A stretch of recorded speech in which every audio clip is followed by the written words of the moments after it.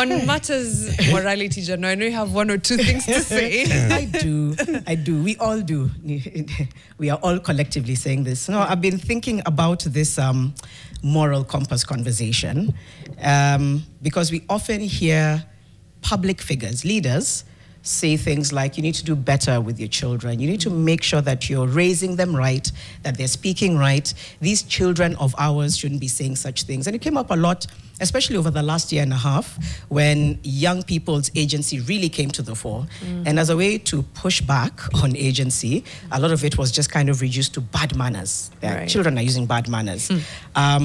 But those who are often most visible in authority sometimes blur those lines, right?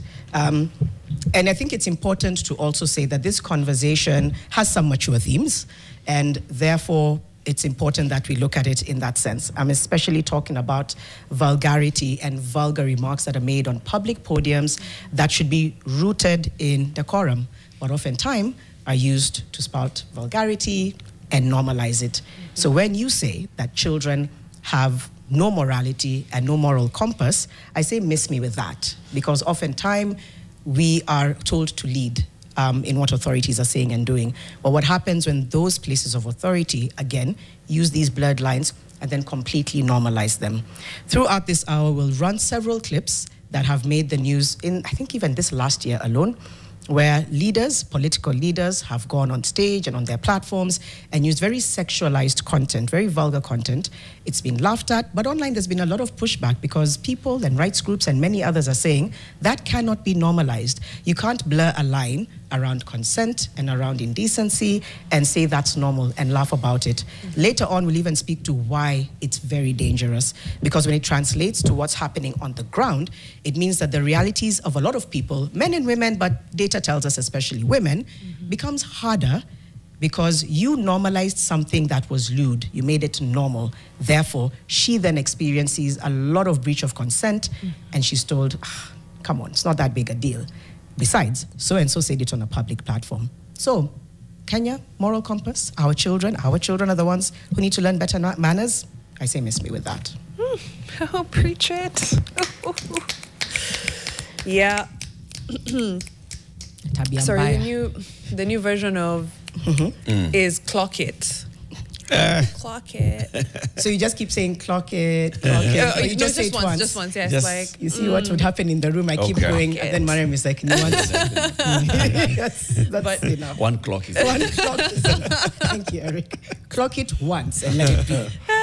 Clock it once, my guys. Yeah. Jano, I couldn't agree more. Could not agree more. I think every time I see a pushback against something that is considered immoral, I'm always just like, you?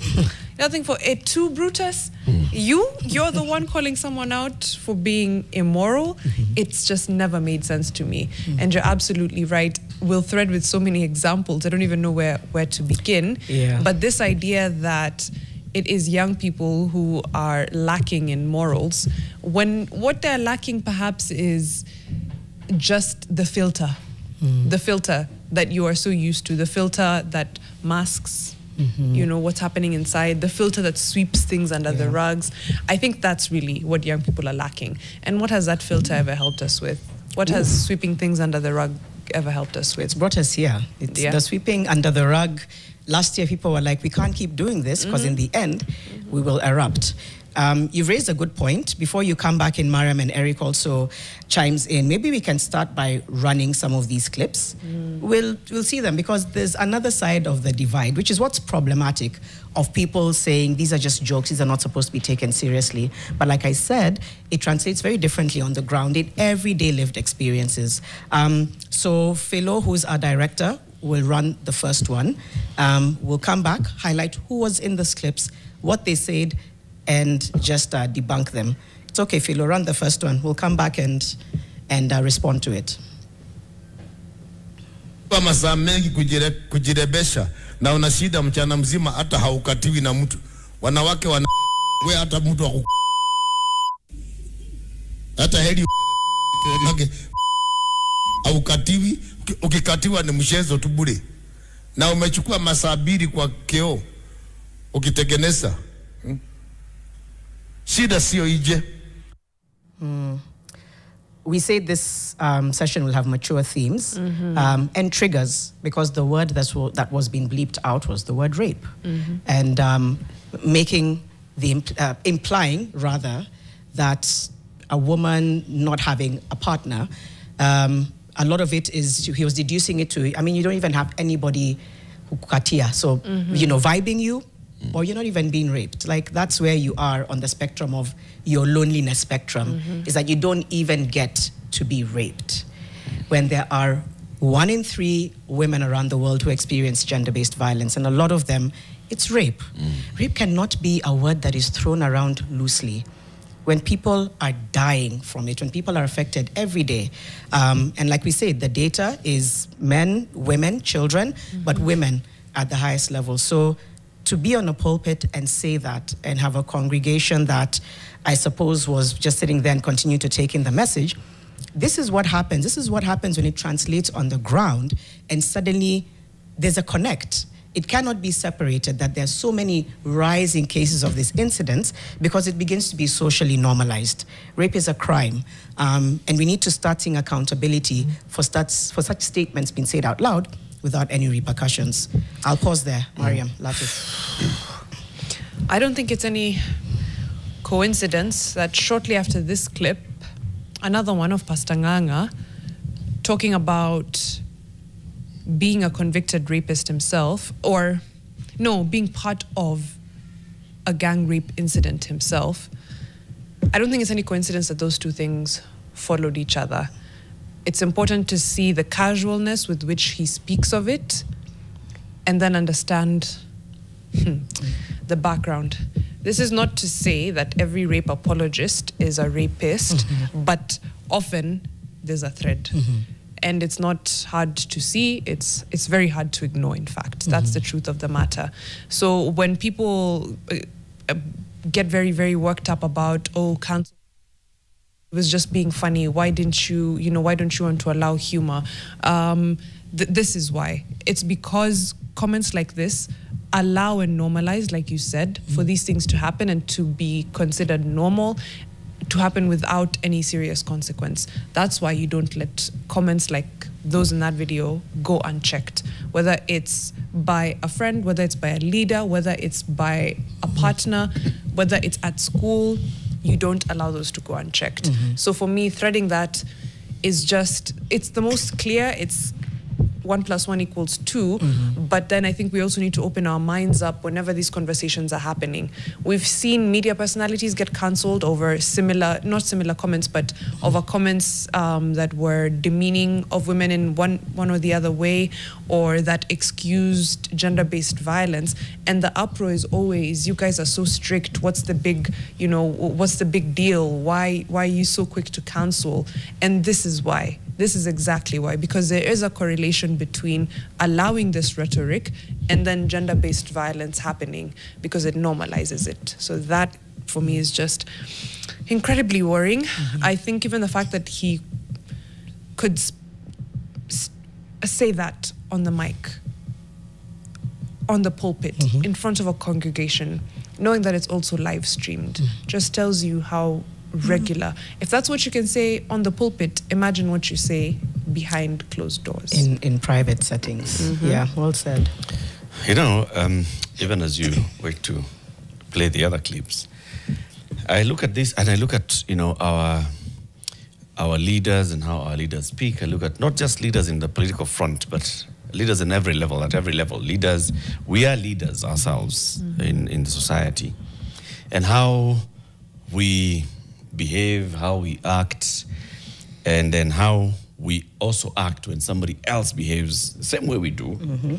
And I've just come back to I think let's just face the truth, okay? That we, the people of this Republic of Kenya, and maybe our neighbors I'm not talking about our neighbors, but a majority of the people who are in this country, young and old, there's complete and total moral decay. We are morally bankrupt. We need to accept that, and then we can address it. Because what we do is, when it suits us, we will come out and we'll shout and we'll throw, tantrums, and we'll go into fits. And When it suits us, we will be quiet about it. When it suits us, we'll be pushing back on any attempt at bringing such conversations to the fore. When conversations are brought to the fore about, hey, no. Let's not talk this way. Let's not have this kind of content, in our media platforms. Depending on who is saying it, we'll react. I'll bring us back into when Ezekiel Mutua was head of KFCB, and he was raising issues about the content in our music videos, specifically the music videos. And that time it was, what was it? Before Gengetone. I was like, hey, if you listen to the words, the lyrics, if you look at the videos and the objectification of young girls in these videos are wrong, these videos should be pulled out. What was the pushback? The pushback from very many was, this guy is behaving, your Deputy Jesus, and all, and so on and so forth. We did not go into that conversation of, okay, so what is he saying? Forget Mutua. Forget the who. Yeah. He may be annoying you. You don't like how he looks, you don't like his accent, you don't like, it's okay, but what is he saying? Right? We have no issue with that. We don't raise issues about some of these music videos that are done by our young people, even some of our old people that have got some content that goes into rape, that goes into sexual violence, that has lyrics, that has the content in videos that have the same. And then now we come and we find a leader who is within that same age bracket of the consumers of this content, behaving that way, dancing like in those videos, and you're like, no, this leader should not dance like in those videos. This leader, I mean, you should be an example to the people. Yeah, you should. We're selective in how we police. I also want to say, as strange as this may sound, I think sometimes one influences the other. I hear your point. I think anything that blurs that line that goes from vulgarity to literally sexual violence, but it's verbal, there should be a blanket condemnation on it. Even as he was attempting to do that with music, it should have been on a broader sense. I think picking this song and this artist can seem like you're not addressing the issue, you're addressing the person. Was there a bigger conversation to say, we actually need to address songs and lyrics that go towards gender-based violence? And there was one, I think a year or two ago, that was very violent. It was a popular song, but even some younger people were like, some of them liked it. They liked the beat, and of course that is the problem. That's what we're talking about here. What I'm saying is also when it's amplified on a level of people who say that we should have a moral compass, and that's kind of what I'm sticking to now. Even though your point is valid, I still think isolating artist by artist as opposed to saying... You have to.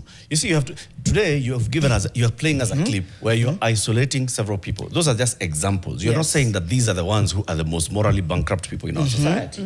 You're basically saying, for example, here, for example, the other. In the case of, for example, Dr. Ezekiel Mutua, he was saying, our music and our content is getting into a certain direction that is not a safe direction. Okay? And then he says, I pick an example of this particular song, okay, that is currently a hit. It was recently released. If you listen to these lyrics, if you look at this video, this is what I have an issue with. And if we allow such to continue, so now he's bringing a broad context and using an example, okay? And it's the same thing that we all do. We use examples. We have leaders that we will talk about. Even at the back of our minds, we have leaders that we know. We know that, certain leaders and the way they speak and all. There's already a perceived notion. You come in with, like, I know this person. Yes. I get that. And it's because of what they've done. I wonder whether it's the same, perhaps, with...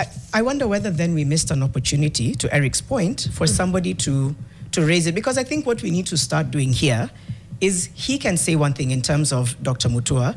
I wonder whether there was a missed opportunity, for example, by rights groups to say, for this reason, we're taking this to court. You know why I'm saying that? As an example, because it's true.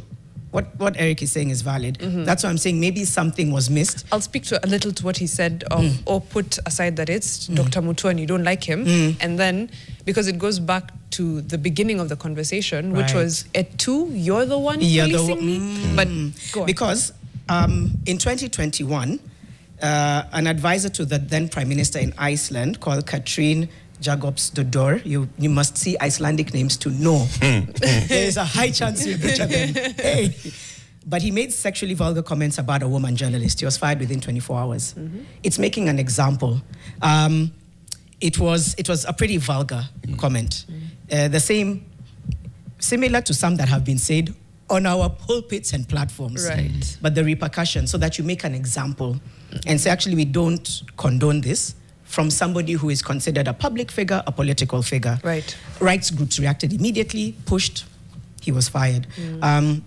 So even, I know you're going to thread, but I think now, even with with that we're doing and threading, because at the end of it, there must be some accountability measures. If we want to take this conversation forward with our full chest, then it has to be across industries, even corporates. I think the other day I saw a story about how one CEO's SMS led the board to fire him. It was a very sexual, non-consensual message to an employee. Okay. He's no longer the CEO. Yeah. It was a part of Africa. I don't know if it was here. Because it's making an example that you don't get to normalize this. You don't get to normalize vulgarity. You don't get to weaponize your position and think it's okay. Because then it's predatory. By the way, if it goes unchecked, you're just unleashing predators in the world because they're like, nobody's checking me.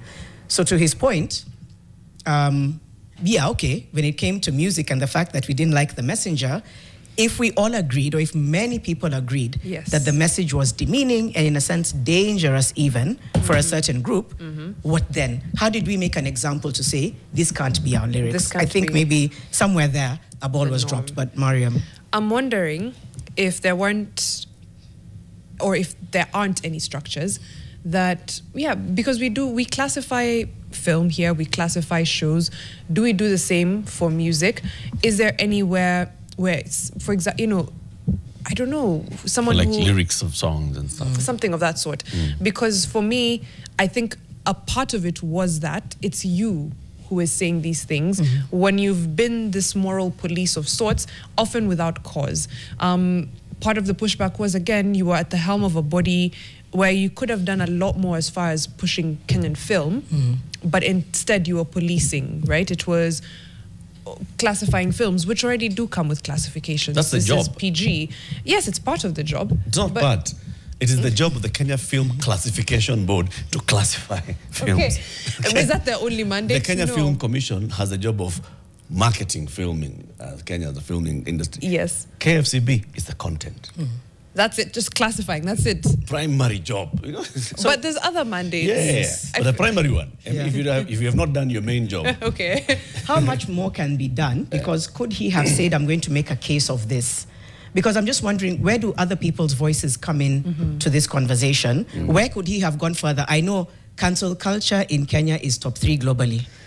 I think that's why sometimes people are like, these song lyrics, but mimi niseme ni mbaya, mimi, so that I'm cancelled. Right. But how do we move past that and say, but this has an insinuation of rape or defilement? That's actually my point. My point is actually not even on Dr. Mutua. Is I was saying, as us as a society, where are we in accepting that we are morally bankrupt, that there's a proper, tearing down of our moral fabric? When Paul Mwangi and the team of Wazés went to collect views, supposedly on the BBI, in their report, one of the things that they said was, we need to look at how we bring up our moral fabric. Our chapter 6 of the Constitution looks at leadership and integrity. Right. And Article 10 talks about, those are on governance issues. But we all know that the entirety of integrity starts from morals. Right. And our moral values as a people. Yeah. Do we have proper moral values? Is there a breakdown in our moral values as a people? And I'm saying yes. And I'm saying maybe it's about time we all sat and said, yes, no, whatever, but let's have a conversation about our morals as a people. Then once we start from there, we can now start talking about how are we raising our children? How are we holding each other to account, our peers? How are we electing people into offices of leadership? Because all those things will come in. Somebody will go in there and they behave this way because they know there is no accountability. Nothing is going to happen to me. Eric, what's your gauge for morality? What's your gauge for morality? It's okay. But I think it's a moving thing, but it's just knowing it's a greater definition of right and wrong, and putting it in context. There's right and wrong when you're alone. Yes. And there's right and wrong when you're in public with other people. And how you move in public. And how you hold yourself in public. Yes. How you conduct yourself in private. And how you do all those things. How you are a kielelezo, kioo cha jamii, and all this and others. So do you truly think by and large Kenyans are morally bankrupt? We have gotten to that level. Have we? I'll give you all those examples. I tell you, look at when you go into a normal office, watch a public office, and somebody is behaving as if they want you to. They're extorting a bribe out of you. That's one. School, you can't get your child into a school without coughing something. Yes.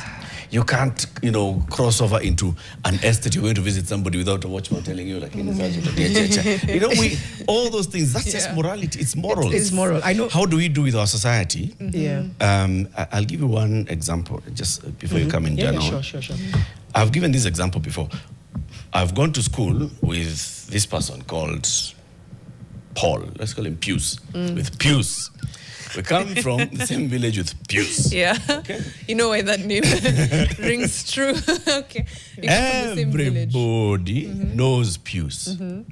Everybody can see Pius going wayward. Okay. Everybody can tell that if you hang your clothes on the line and you come and find one piece of clothing item missing, start with Pius. Pius amepitia hapa. Chicken missing, start with Pius alikuwa hapa leo. Okay. Pius anajulikana ni mwizi wa kuku na nini kwa mtaa. Okay? Pius, when you have visitors who have come to visit for this event, plus, you are rich people from the city, you have somebody designated to watch on Pius. Ndio asiingie kwa handbag ya auntie, ndio asikaribie gari ya son. So, we all know this. Kidogo Pius moves out of our village and goes to Nairobi, to a big town. A couple of months later, Pius comes back driving. Okay? We know Pius and his character. and his level of education and everything. He comes back driving. Hey, kidogo Pius amemwaga mawe, anaanza kujenga. The next thing we're going to do, the next church harambe, we are going to ask, nani atakuwa guest of honor? Pius. Pius will be the guest of honor in our church harambe. We all know Pius from our village. Okay. We don't know what Pius has been doing in the last 1 year. Yes. And suddenly he is driving, he started to build, he has money. Let's give him this honor of being the guest of honor in our church harambe. Yeah. Have we moral values? We got none. No, and we'll tell him, Pius, siusimamia MCA 2027. And then Gavana. While this is fair, I think this is it's part of the conversation. My worry is and I'm not othering it because it's still valid, is the sexual vulgarity. Because I think the moral conversation is part of this, but it's also part of a much bigger conversation. Still ties in. And I know, Mariam, you asked him about the threshold for moral decay. You'll come back and respond to that. At a grassroots event in Tharaka Nithi, a woman addressing Deputy President Kithure Kindiki veered into very explicit sexual language. We'll see, I'm sure it's also a lot of deep, but we'll see whether we can run that clip because he was visibly uncomfortable. So let's see if we can run that and then come back and continue threading on these public sexually vulgar remarks that are made for the people who are supposed to essentially be the moral compass. And maybe we can talk about that as well. Philo, let's run that clip. Wanaume angaliwi makeup. Tuangalia makeup kweli? Na mimi nataka nimwambie naibu rais hapa Pwani, sisi hatujawahi sikia mwanaume wa raundi moja. Mshasikia? Raundi moja mwanamume? Sisi kwa pweza, na kwa kizaudi, na nini? Sasa tukifanya mambo hayo, Yasmini ni hii, naudi si ni huu, na pweza si ni hii. Raundi ni ngapi? Ngapi? Hata kama ingeonekana ngapi? Hata usiku uishi, au sio? Kwa sababu tumemfundisha naibu rais mambo ya Yasmini, mambo ya vilua, mambo ya kukiza udi, mambo ya kunywa pesa. Sasa mambo haya tumfundishe bure.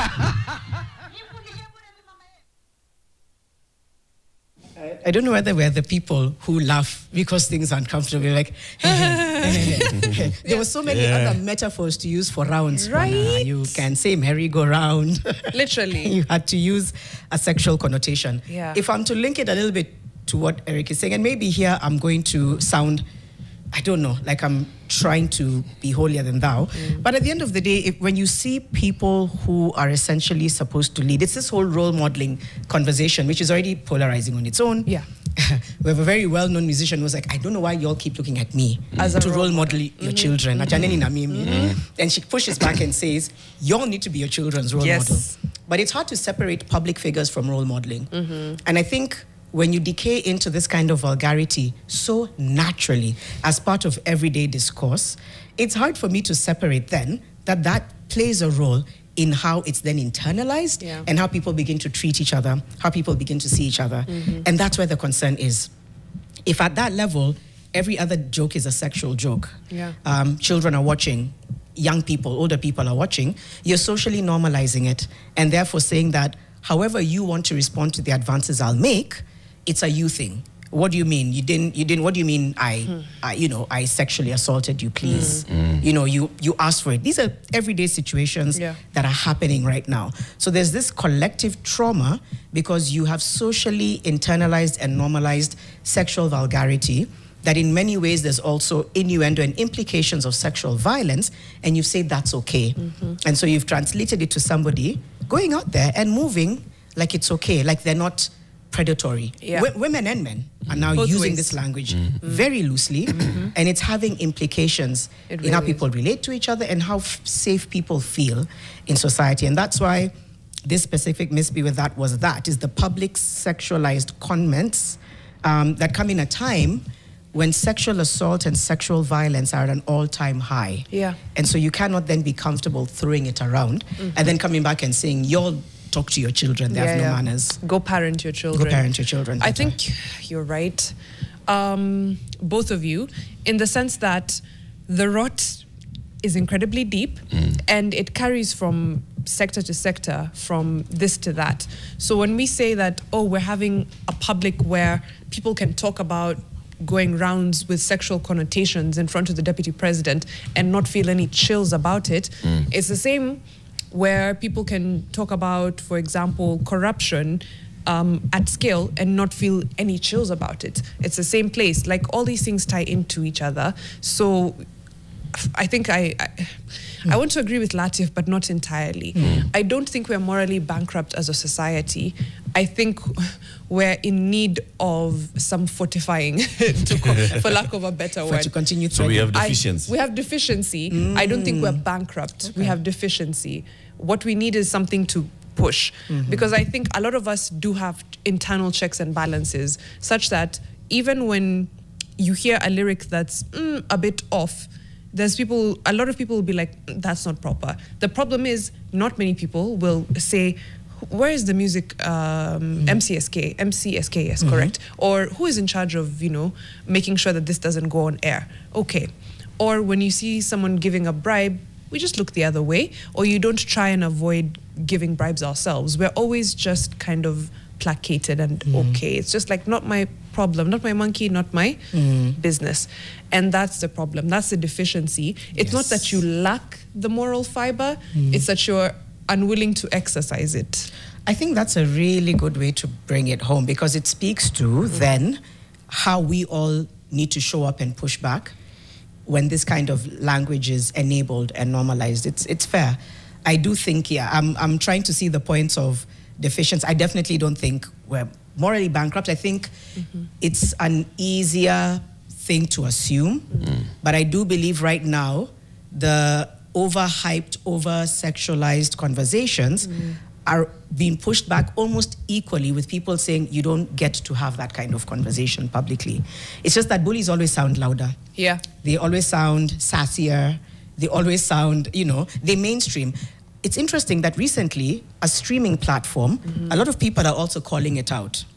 It was a big conversation in the global north over the weekend, but it spoke to literally what we're saying, is that why are you mainstreaming things that our children and young adults have access to, and normalizing it as if this is how they should be moving. As parents, we're saying, you don't get to tell us how to parent, or we're trying to do our bit, not in shielding them, but in guiding them differently.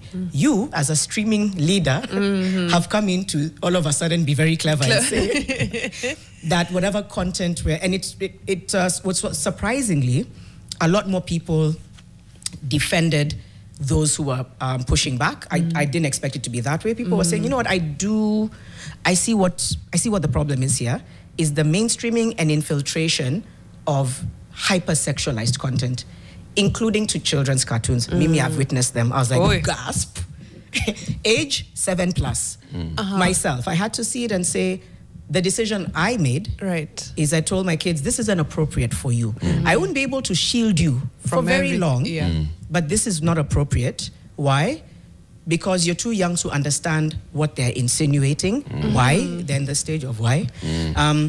You know, and so it's now the moral compass where I'm like, by the way, I'm not perfect. I'm not here also trying to deputize Deputy Jesus. It's not my... I was going to ask, by the way, next, like, where you feel you stand on, like, the morality scale individually. But going back to, for example, the cartoons, this is something that I don't know if I excused myself, but even right now when I watch a lot of cartoon content, it does have like low-key sexual innuendos here and there. I wouldn't say anything really overt or a lot of it, right? But I think back to me being a child watching the same cartoons, and they went right over my head. They went right over my head. And I think maybe that's the point of it. Which is that as a child, you're just meant to be like, ha ha ha. Right, and then as an adult, it's like, oh. Right now, they're not being subliminal. Oh, it's not subliminal. No, it's right there. And that's why over the weekend, people were like, there's a line. Okay. But again, as a parent, we all parent differently. So some people might be like, so let it be, it's what they'll see. Others don't feel a need to censor. I'm like, to each their own. But I think with the political leaders that we're profiling, and even with platforms that have massive infiltration, the whole idea is to check them. It may not fully work, but it's to say, hey, we're checking you because we have a lot of eyeballs on you, a lot of young ones watching you, and we're saying what you're pushing is not something I'm ready to have a conversation about, or is not something that I support. Right. And it's true, because some people will just be like, see, then you just unsubscribe. That's what a lot of people are saying. But as I was saying, it's not about that. It's the fact that you are pushing this and actually positioning it to be the main thing that you see on your feed. So that you're able to, it's marketed differently. So I think that's the conversation. So I could search Janet Mbugua YouTube, but that's what comes out. That's what comes. Okay. On this moral scale, Eric, again, the gauge for me is always that's why I asked earlier, what is the gauge? How do we build morality, thereby fixing the nation, without becoming deputy Jesuses and policing one another? Because I think morals exist on a scale. What's right for me may not be right for you. I could want to come with a tank top in studio, but apparently that's not corporate standard. Yes. Then who is right between the two of us? You know, a society defines its values. Values are not individual. Society defines its values. So you have to be policed. That's the structure of it. Okay? You are taught and you live within a certain... In our society, we have determined that this is right and this is not. All right? In our society, walking bare-chested is fine.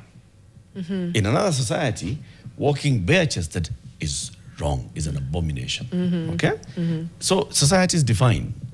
And the reason for that is so that you hold each other accountable. So morals are something that is generally agreed upon. And then you generally then also do the policing.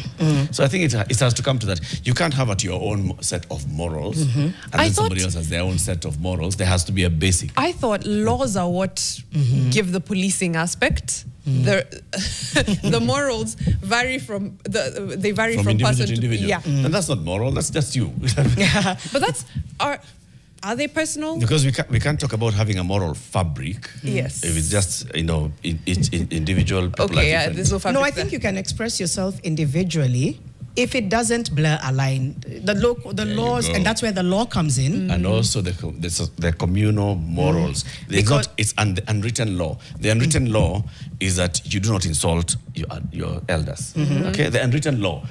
You're told it's not going to be written. It's not going to, it does not come with that you're going to be jailed for 17 but we years. have to make some exceptions because sometimes the elders need. There will be no exceptions. Okay. There have to be. And that's where the society now comes and says, there will be no exceptions. There will be ways of dealing with areas where you find concern, but this is not it. Let's take a quick break. It's the same way we have, there's no exception to killing.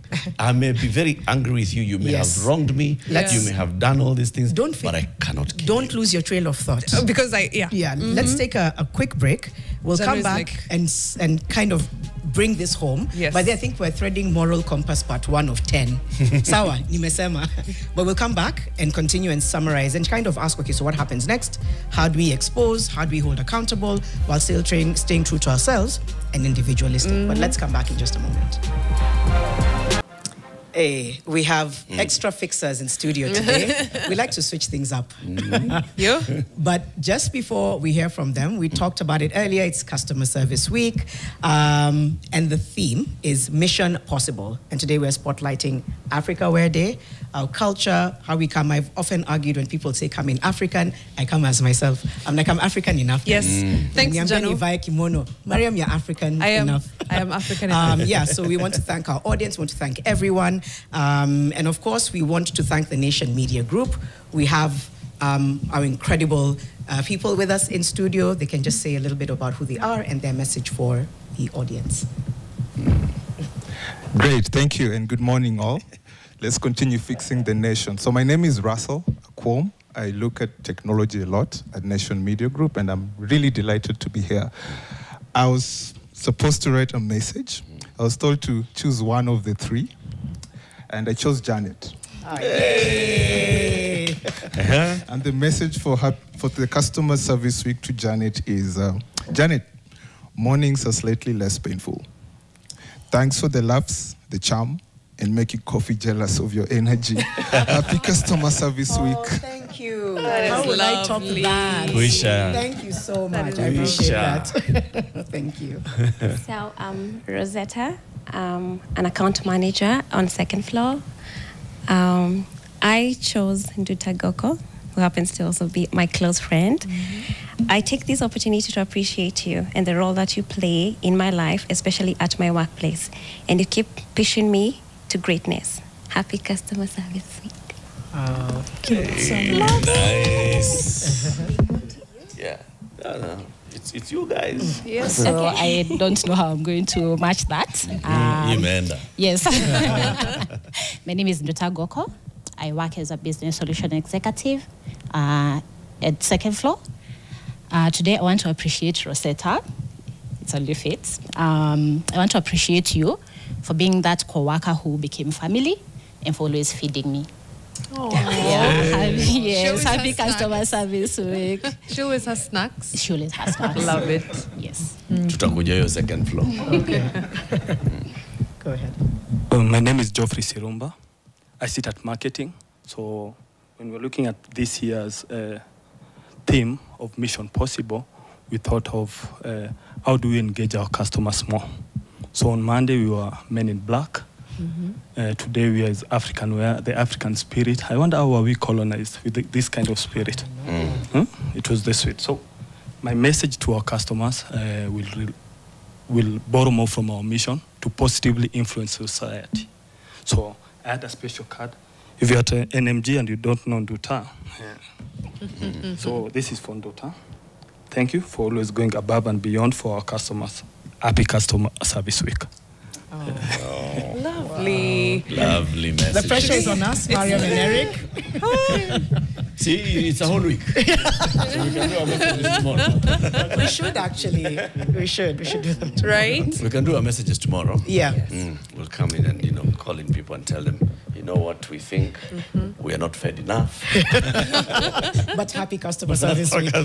Did you have one, Mariam, or should we? I want just for the the entire crew of Fixing the Nation. I was like, there's a lot of work that may go unnoticed from the outside because you see Jano and you see Eric and you see Mariam, but behind these cameras, hey, hi, Alhaji, hello, Salim, Brayo, in the gallery, Phil, Awangeshi, Lynette. I know there's like so many other people in there.